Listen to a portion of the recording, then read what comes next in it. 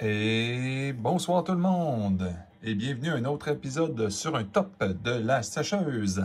C'est les deux mains de Dr Jarbonneuse qui vous disent bonjour ou bonsoir au choix.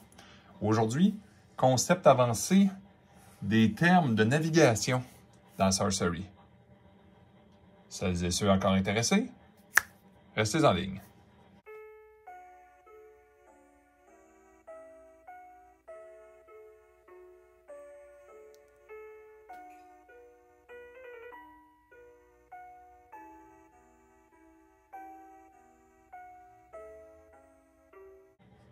Bon, rebonjour tout le monde. J'espère que vous allez bien. Aujourd'hui, on a du pain sur la planche. On va parler d'un concept en particulier, qui est vraiment ce qu'on appelle justement les termes de navigation. Celles et ceux que ça leur tente de me suivre, des fois, prenez votre page 36 du nouveau livre d'instruction. Ça va être vraiment intéressant pour suivre. Vous allez voir, là, en tout et partout, là, il y a 7 termes à retenir, à peu près. On va les voir un par un, avec un petit résumé à la fin. On va parler de cartes un peu compliquées à comprendre. Puis après ça, bon, on est correct, on a gagné, là. Je sais pas, là, quelque chose comme ça, là. Fait que la première chose qu'on va commencer dans les termes de navigation, là, c'est les régions, les fameuses régions. Puis pourquoi je dis fameuses? Parce que si vous ne comprenez pas, vous n'avez aucune chance vous n'avez pas de chance de réussir ce que vous faites. Parce que vous allez pouvoir faire les choses très, très simples dans le jeu, mais vous ne pourrez pas aller plus loin. Vous ne pourrez pas dire, exemple, là, je vais avancer, je vais faire des choses plus complexes, je vais arriver avec des personnages compliqués. Non, parce que vous allez tout de suite tomber dans des règles que vous ne comprenez pas. Puis, après ça, vous allez trouver que le jeu a l'air obscur. Quand on comprend ces termes-là, c'est à peu près les termes les plus importants avec les actions de base.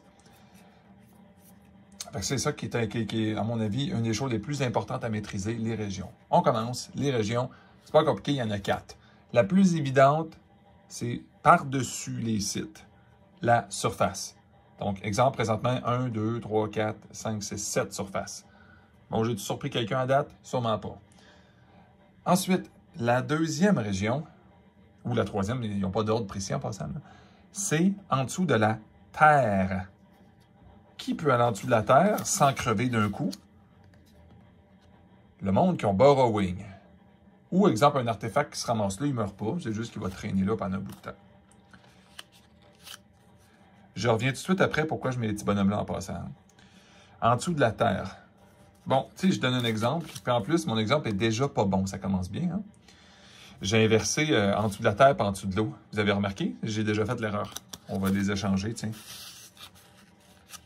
Pourquoi? Qu'est-ce que tu veux dire, docteur? Minute, là, mais ça, c'est un site d'air. C'était pas bon, ça, de mettre quelqu'un en dessous de l'eau? Non. OK. Je sais qu'on dirait qu'il y a du bleu, là, mais ça, c'est pas de l'eau.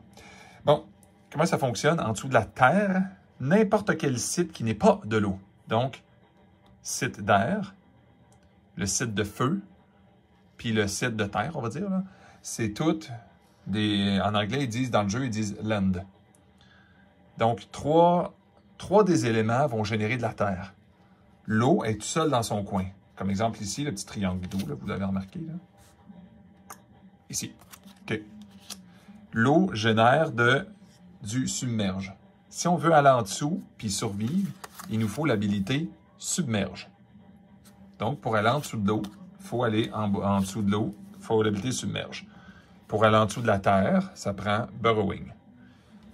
Qu'est-ce qui arrive si quelqu'un, comme exemple le Lord of the Void, se ramassait en dessous ici, ben il meurt d'un coup. Il y va, là, mais il meurt tout de suite.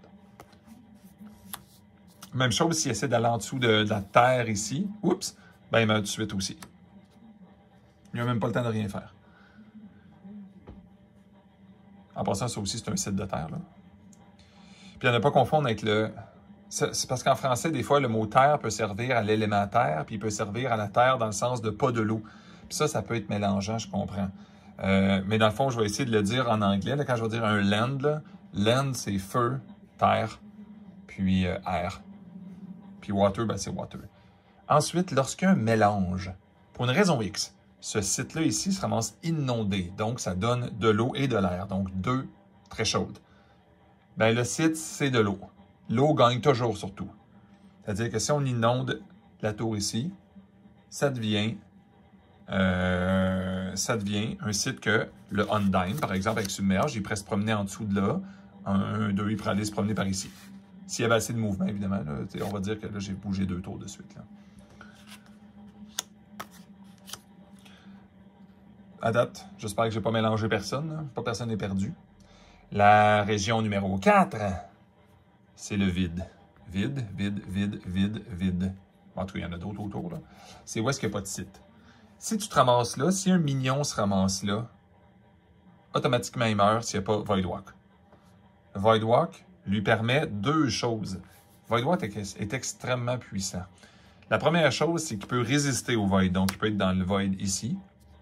Mais surtout, il peut briser la règle. Parce qu'exemple, quand on veut summoner quelque chose, on peut summoner à la surface d'un site. S'il y a submerge, on peut le summoner en submerge. S'il y a burrow, on peut le summoner en dessous. Mais quand il y a Voidwalk, on peut le summoner dans le vide. Mais le vide, il y en a partout. Si je veux partir à côté de l'opposant ici en partant, et voilà, j'apparais là. Une des énormes forces du Voidwalk, c'est qu'on peut attaquer les autres à une vitesse record. Tu peux apparaître autour 1 si tu as quelque chose qui te donne un petit mana de plus. Là, ben, les bonhommes qui coûtent 2 puis qui ont Voidwalk apparaissent direct à côté de l'avatar. À côté, entre guillemets. On va voir ça tantôt. Ensuite, docteur, mais pourquoi tu mets tes affaires comme ça? Bon, pour éviter trop de confusion dans le jeu, là, il y a un concept qui dit « Mets tes affaires en bas à gauche ». Donc, exemple, le site, on va le mettre au milieu de la case, du carré. Puis, les choses comme les monstres, on va dire, les artefacts, mettez-les toujours en bas à gauche. Fait que quand votre opposant va venir sur la même case, il va être ici. Fait que je comprends que ça emboîte un petit peu, là. Mais au moins, on comprend que ça, c'est pas le mien. S'il est d'autre bord, là, pas en plus, il n'est pas du bon bord en plus. Là. Mais c'est que qu'est-ce qui arrive à mener, c'est quand on les tape. Ça peut arriver que quand on les tape, on pourrait avoir un feeling que c'est à nous. Parce que si on joue ça, exemple de même, c'est à qui ça? Bon, c'est pour ça que mon opposant, quand il va jouer, oui, c'est facile de comprendre que quand il n'est pas tapé, c'est à lui. Mais quand il va le taper comme ça.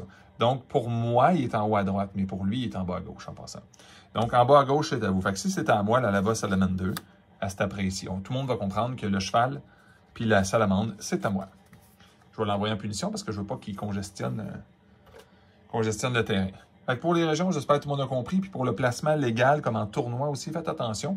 Bon, les tournois, c'est supposé être toujours amical, hein, mais à un moment donné, ça prend des règles pour que le monde trouve ça le fun, quand même. Concept numéro 2. Le mot location. Ça la fond, désolé pour l'interruption. On parlait des locations maintenant. Donc, parmi les 7 termes de navigation, un des 7, c'est location. À l'intérieur de location, il y a 2 définitions. La location, dans le fond, c'est l'endroit exact qu'une carte est par rapport au carré et la région. Exemple. Mon unicorne ici, le Automne Unicorne, sa location, c'est en même temps dans le carré, bon, je vais l'enlever, excusez-moi, c'est en même temps dans le carré 13, et en même temps, elle est à la surface. Donc, elle est à la surface du carré 13. Vous n'avez pas besoin de tout retenir ça en passant. C'est juste que quand vous arrivez à venir avec une carte qui demande ça, c'est important de comprendre qu'ils ne font pas référence au carré, là. Une location, c'est pas le carré. C'est exactement qu'est-ce qu'ils font référence. Ils font référence à quoi? Une carte. Si on cible une carte avec un sort, ah, OK. Ensuite, le here and there que vous avez trouvé dans le cahier, ça veut dire ici et là. Ça, c'est quand même assez facile.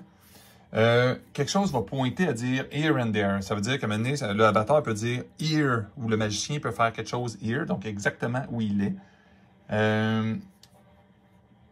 Puis, quand ils font référence, c'est là c'est important quand on dit ici et là. Si on dit cible un site en disant ici et là, on veut toujours dire les 2 épaisseurs du site. Donc, la surface et l'en dessous. OK? Les deux épaisseurs. Donc, les deux régions du site. Cette région-là, vous vous souvenez, c'est un site de R, donc il fait partie de la région surface et souterrain, donc burrow, underground.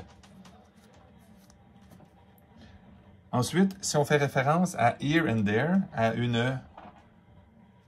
exemple à l'automne unicorn, où elle est? Elle a sa location exacte, c'est-à-dire dans le carré 13 et à la surface du site. Bon, le here and there, vous ne verrez pas ça si souvent que ça, mais c'est important de comprendre que si on vise un site, puis on vise une unité, le site, c'est 2 régions, puis le mignon, c'est généralement une région. Le target maintenant, et les fameux targets. Les fameux targets. Comment de fois j'ai entendu du monde pas comprendre le jeu, puis c'est normal, parce qu'au début, même nous autres, on avait un petit peu de difficulté. La première chose à comprendre dans le jeu, quand on dit le mot target, la première chose, c'est de comprendre que c'est pas nous comme un Magic, c'est pas ma main qui fait un spell, là. C'est quelqu'un en jeu. La plupart du temps, vous n'aurez pas de spellcaster à part votre avatar. Donc, la plupart du temps, quand vous allez faire le moindre spell, n'importe quel spell, vous faites Evil Presence, vous faites une Lightning Bolt, vous faites une Fireball, ben c'est lui qui a fait. Lui, dans le sens de le sorcier qui est à la surface des sites. Donc, quand on va arriver quelque chose ici, Chain Lightning fait 2 de dégâts à une unité nearby. On y reviendra tantôt sur le mot nearby, OK? Ça veut dire la case exacte plus les gauches et droites, puis haut, puis bas, mais aussi les diagonales comptent. Fait que, si j'étais au milieu, là, ben, tout ça, c'est nearby, incluant ma case du milieu. Mais qu'est-ce qui veut dire aussi? Il faut aller plus loin que ça un peu. Deal 2 damage to target. Oups! Target. Fait que si on se limitait au nearby ici, on va ignorer ceux d'en haut, sont trop loin pour le Chain Lightning. Qui est nearby ici? Les 6. Ensuite, qui est target légal? Ben, le sorcier est en surface. C'est pas très compliqué, hein? Si je faisais une Chain Lightning, je sais exactement sur qui je vais faire. C'est lui ici, l'unicorne. Parce que le Undyne n'est pas dans la même région. Je dois faire un target dans la même région que moi. Donc, je peux targeter lui. Je ne peux pas targeter lui dans la région du Void, lui dans la région en dessous de la Terre, lui en dessous de l'eau. Il y a juste lui en surface avec moi. Je lui fais dessus. Bon, le sorcier n'a pas le droit d'aller en dessous. Mais si je me ramassais avec un sorcier qui était en dessous de la Terre, mais pas mon avatar, mais un mignon qui s'en va en dessous de la Terre, mais qui est en même temps spellcaster, oui, là, dans le fond, en dessous de la Terre, je pourrais lancer un Chain Lightning carrément sur cette affaire-là ici. Vous allez voir dans le jeu, c'est pas facile de se ramasser avec un spellcaster underground. C'est souvent le site de feu qui va s'en occuper. Le River of Flame, ben, c'est un fire spellcaster, il peut faire des sorts de feu, mais vu que le site est en haut et en bas, ben, il peut tirer par en bas puis par en haut. Terriblement fort. C'est ceux qui écoutent cette vidéo-là, si vous n'en avez pas, vous devez en avoir de ce site-là. Ça change le jeu. Donc, pour les targets, j'espère que tout le monde comprend. On va faire un petit exemple encore aussi ici. Si j'avais une Lightning Bolt, vous vous souvenez, c'est quoi la Lightning Bolt? C'est un target tout court, n'importe où sur la map. Je vais essayer de vous le trouver. En plus, ça serait même très intéressant de trouver ça. Comme ça, je pourrais peut-être vous donner un exemple un petit peu plus concret que ce que je viens de faire, dans le fond. Là. Si je n'avais pas classé mes cartes, ça irait plus vite. Je pourrais en trouver une au hasard. T'sais. Mais là, ça a l'air que j'ai bien classé mes affaires. C'est rare. D'habitude, je lance tout mélangé dans les boîtes. Je trouve toujours Chain Lightning. Ça, c'est particulièrement étrange. Je dois en avoir pour 1 milliard. Quelqu'un a fait un concours récemment en disant, bon, il avait ouvert, je pense, 6 boîtes, puis il avait compté 61 bonhommes qui ont charge, je pense. Là. Ah, je passe dans les Uncommon. Bon, ben, ça va être un très mauvais exemple dans ce cas, mon affaire. Bon, vous comprenez que si c'était une Lightning Bolt, la Lightning Bolt a dit, faites 3 de dégâts à un target. Ben, qui je peux le faire? Je peux le faire là, parce que quand c'est target, mais qu'il n'y a pas de distance, c'est n'importe où. Dans la même région. Donc, lui sera en danger, lui sera en danger. Mais pas lui, pas lui, pas lui, puis pas lui. Ça va pour tout le monde pour ça? Super. Maintenant, on va regarder quelque chose aussi. Adjacent. Après ça, on va parler de nearby. Là. Adjacent. Qui est adjacent à l'automne unicorne? Mais si on dit juste adjacent, mais qu'on ne parle pas de l'automne unicorne, c'est là qu'il faut faire attention.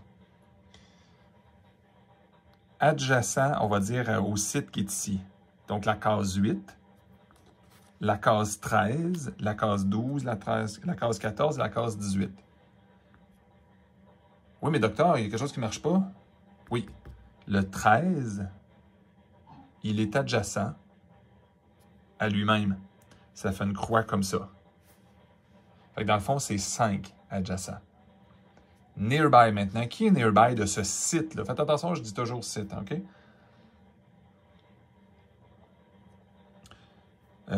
Ici, ici, ici, ici, ici, ici, ici, ici, ici. Donc, si on fait un résumé simple, là, adjacent, c'est comme 5, là, puis nearby, c'est 9. OK? Ça devient un petit peu mélangeant parce que le terme d'après que vous allez voir, le terme numéro 6, c'est adjacent et nearby, location. Donc, une location adjacente ou proche. En passant, je vais essayer tout le temps de ne pas traduire, OK? Parce que si je dis proche, là, c'est pas évident que les gens pensent que je parle de nearby. Là, je vais utiliser les termes du jeu qui est en anglais, puis on va regarder ça, OK? Fait que adjacent and nearby location. Là, c'est plus pareil du tout. Parce que là, à un moment donné, mon sorcier qui va avancer ici, on va dire, tiens, on va aller avec l'unicorne. Il s'en vient ici. Voilà. Lui, il va vouloir faire un spell en quelque part. Pas de problème. Poison Nova. Létal. Ça fait 1 de dégâts, mais qui va tuer tout le monde de toute façon avec le 1 de dégâts. Aux autres, minions, nearby. Donc, qui est nearby de mon sorcier? Parce qu'oubliez pas que c'est lui qui le casse, là. L'unicorne, puis cette affaire-là ici, là, ça ne casse pas des spells, ça, là. Le site, encore moins, là. Fait que dans le fond, je vais vouloir faire un nearby de dégâts. Donc, l'unicorne va manger 1 de dégâts létal, elle va mourir. Parce que la location, c'est, on va dire, la case 13 en surface. La case 14 en surface mange le 1, mais il ne se passe rien. Parce que en nearby, ici, pow, ça c'est mort, parce que c'est en surface nearby. En haut, il ne se passe rien. Ici, il ne se passe rien. Lui, il ne peut pas recevoir ça, il est dans le void. Lui aussi, lui aussi, lui aussi. Fait que quand on y pense, mon explosion qui donnait l'impression que j'allais tuer beaucoup de monstres, en a tué juste 2. Je vais vous montrer c'est quoi, là. Létal fait un dégât à tous les minions nearby. C'est correct pour tout le monde? OK. Le dernier terme, c'est les steps. Les steps, c'est, dans le fond, c'est comme un pas, là. C'est le mouvement minimum qu'on peut faire entre 2 adjacent locations. Fait que le sorcier va vouloir bouger, pas par là, il n'y a pas de droit, là. Il va bouger ici, c'est une step. Une step. Il y a certaines catapultes ou des choses comme ça qui vont dire ça tire à 1 step, mais ça tire pas, mais ça fait du dégât à 1 step. Calculer que quelqu'un marche. Si c'est 2 steps, ça peut être 1, 2, 1, 2. Si on est ici, ça pourrait être 1, 2, des steps. Ce n'est pas la même chose que shoot. Hein? Step, quand ils disent à 2 steps away, tu peux être ici. Là, tu fais semblant de marcher. Comme il y a une belle carte qui s'appelle un disenchant. Si tu veux désenchanter quelque chose, il va te dire jusqu'à 2 steps away. Ben, tu fais semblant que tu marchais, même si ton bonhomme n'y va pas. Si tu es positionné ici. Puis techniquement, mon sorcier, présentement, peut faire disenchant sur lui-même, sur le site. Ici, ici, ici, mais pas là. 1, 2, 1, 2. Puis, fait que ces deux choses-là ne pourraient pas être ciblées par un disenchant. Ça, les steps, de toute façon, vous allez voir, les cartes sont relativement explicatives, généralement, puis c'est pas quelque chose de très compliqué. J'espère que je n'ai pas mêlé personne à date. Maintenant, les 2 derniers points que je voudrais faire pour les mouvements avancés puis ces choses-là, il y a des concepts un petit peu étranges dans le jeu, avec des cartes très précises qu'on va parler. Mais juste avant, c'est vrai, je pense à ça, les steps aussi. Les gnomes qui sont ici, si jamais ils font une step, eux autres, là, où est-ce qu'ils peuvent aller? Bien, présentement, s'ils voudraient absolument faire une step, là, il dit, moi, là c'est sûr, je bouge. Ben, ils ne pourront pas aller bien, bien loin, parce que s'ils veulent aller par là, oh non, mais ça change de région, ils n'ont pas le droit, regardez, c'est de l'eau ici. Fait qu'il faudrait qu'ils soient capables de nager en dessous de l'eau. Puis, il n'y a pas le droit d'aller là, c'est du vide. Fait que la seule step qu'ils pourraient prendre, c'est se taper, puis monter en surface. Là, il y a une step. On va en prendre un plus facile maintenant, le Undyne qui est ici. Lui, s'il veut faire un step, où est-ce qu'il peut aller? Bien, il peut prendre un step pour monter à la surface. Il va peut-être tomber un peu plus vulnérable, faites toujours attention. Ou il peut rester en dessous, prendre une step et dire, ben écoute, il bouge dans le monde de la région de par en dessous, là. Il s'en va en dessous, ici. Il pourrait aussi bouger en dessous, ici. Mais pas ici, c'est du vide quand même. Il est obligé de respecter les règles de vide. Vous comprenez que s'il prend juste une step, il va se ramasser en haut, en dessous ici, ou il peut rester là aussi. Mais je te dis qu'il ne prend pas de step dans ce temps-là. Maintenant, on va parler de concepts, c'est ça, je disais, excuse-moi, je me suis interrompu moi-même. Un petit peu compliqué, mais qui ne l'est pas vraiment non plus.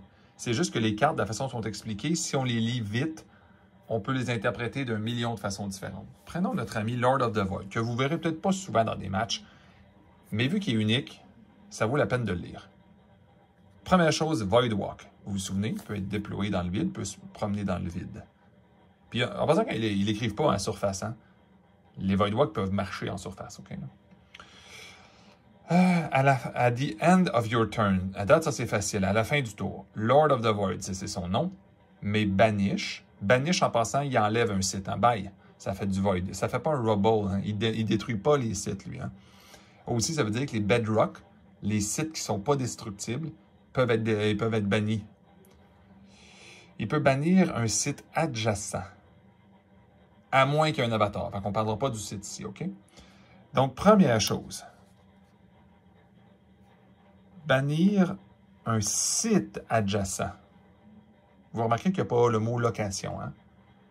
Donc, on se souvient, le rectangle 12, qu'est-ce qui est adjacent au 12? Donc, lui-même, le 7, le 13 et le 17. Donc, à la fin du tour, présentement, ça ne serait pas bon de faire ça parce que, bon, c'est juste mes sites à moi. Fait que là, il détruirait il bannirait mes sites. Fait que l'exemple, il pourrait dire « Bye bye ce site-là ». Il est banni. Oups! Lui, il n'a pas Void Walk. Lui, normalement, il ne meurt pas avec le Lord of the Void. Mais le fait de se ramasser dans le Void, ça le fait éliminer. Fait que lui, il est parti aussi. C'est son habileté. Parce que qu'est-ce qu'on pourrait penser? Ah non, mais minute, là, docteur. Il y a l'histoire de région puis tout. Oui, je suis d'accord. Mais pas lui, pas de la façon qui est écrit. Il peut bannir un site adjacent. Il faut pas. S'il disait peut bannir, exemple, une unité à une location adjacente, aussitôt qu'il aurait dit ça, tout de suite, ça ne marcherait pas. Il faudrait qu'il par-dessus, puis à la fin du tour, il mettrait l'unicorne hors de la game. Il bannirait l'unicorne. Là, je comprendrais. Mais beaucoup de gens vont interpréter, je m'inclus moi-même au début, hein, qu'il fallait bouger ici, puis là, en dessous de lui, il bannissait, parce que, oh non, mais il n'est pas dans la même région. Inquiétez-vous pas, quand on fait juste référence à un site, comme ça ici, un site adjacent, juste comme ça, on ne fait pas référence à une location non plus, là, bien, c'est à côté. Fait que ça, c'est bye-bye. Ou ça ici, ou ça ici. Un qui nous joue un tour assez solide, puis il faut interpréter le point. Notre ami Evil Presence. You may summon spirits to affected sites. Vous pouvez summoner des spirits aux sites affectés. Première chose, pourquoi j'ai mis l'aura ici? Par définition, une aura, si elle n'a pas de restriction, à moins qu'une aura te dise, faut que tu le mettes au milieu, tu le mettras au milieu du site. Là. Mais une aura normale, si elle ne le dit pas, elle va à des intersections. On les joue toujours sur les intersections.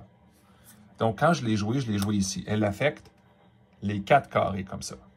Mais son texte ne fait pas toujours référence aux carrés. C'est ça qui joue un tour à tout le monde. Regardez bien ça. Vous pouvez summoner les spirits au site affecté. Donc, ici, ici, ici. OK. Mais qu'est-ce qu'il y en est de la case 12? Il y a un point. When you summon a spirit here, give it charge. Le charge, c'est le bout de facile, là, il commence avec charge. Et retournez vos spirits dans vos mains. Fait que tout le fin, on va l'ignorer, c'est pas important. C'est when you summon a spirit here. On se souvient des termes de navigation? Le numéro 2, here and there. N'oubliez pas que l'Evil Presence, il est here dans le fond, dans la case 7, 8, 12, 13, parce qu'il se joue sur l'intersection. Fait qu'il est à 4 endroits. Fait que je comprends que la phrase numéro 1 fait référence au site. Mais quand je vais jouer mon Lord of the Void ici, je vais avoir le droit de charger. Exemple, de m'en aller tout de suite ici.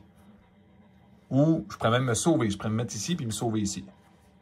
Bon, quelqu'un qui a 0 de power, vous comprendrez que c'est un mauvais exemple parce que pourquoi j'attaquerais quelqu'un de 0 de power? Mais le concept, c'est beaucoup de gens se demandaient pourquoi mon Lord of the Void a charge. Pourquoi une créature qui a Void Walk a charge avec Evolved Presence? C'est exactement pour ça. C'est parce que les sites qui sont affectés, ça c'est juste pour permettre au Spirit de se faire summoner ici, c'est tout. Fait que exemple, normalement, j'aurais pas le droit de faire ça sur un site de l'ennemi. On va dire comme ça, là. OK? Là, c'était mon opposant. Normalement, j'aurais pas le droit de faire ça, déposer mon Lord of the Void. Mais là, j'ai le droit. La première phrase me le dit, vous pouvez summoner les spirits au site affecté. Ben voilà, il est là.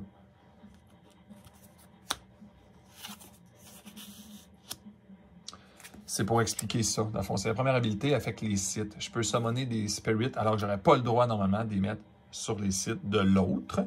Parce que quand c'est le mien, c'est évident, là. Puis l'histoire du charge, c'est une autre habilité séparée qui dit que quand tu summones un spirit sur les 4 cases, il y a charge. Vous comprendrez aussi que Evolved Presence, c'est limité aux spirits, puis ça s'explique un peu, c'est extrêmement puissant, ce genre de carte-là. En tout cas, c'était pas mal le guide d'aujourd'hui sur les termes de navigation. J'espère que vous avez compris, au moins la moitié de ce que j'ai dit. Si vous voulez performer dans ce jeu-là, il faut que vous compreniez ça un peu. Même si la plupart du jeu se passe surtout en surface, la simple interaction des fois de surface, de distance, c'est quoi un target, c'est quoi nearby, c'est quoi un target nearby, ben, c'est important de comprendre vraiment ce que ça veut dire. Donc, sur ce, je vais vous laisser. Je vais vous souhaiter une très belle soirée, très beau matin, très belle journée. Puis faites attention à vous. Bonne journée.